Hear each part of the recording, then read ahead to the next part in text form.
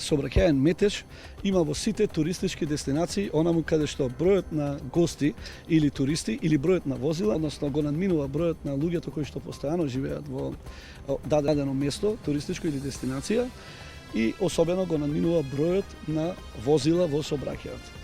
Јас сметам дека градбата на, не сметам, него сум сигурен и тоа го покажуваат и податоците со кои што ние располагаме, градбата на кружните токови и тоа како го олесни движењето на сообраќајот во централното градско подрачје.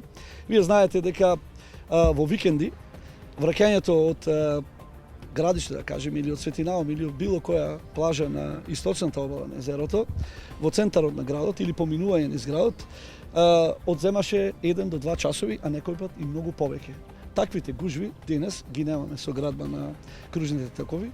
Секако дека се случува во шпиц на сезоната да има поголема колона, меѓутоа таа колона не поминува од еден до друг кружен тек за повеќе од 10 минути, а не онака како што беше некогаш со сати, кога се чека. И вие сте сведоци на тие времења, сите ние сме современици, овдека присутните сме современици на тие гужви.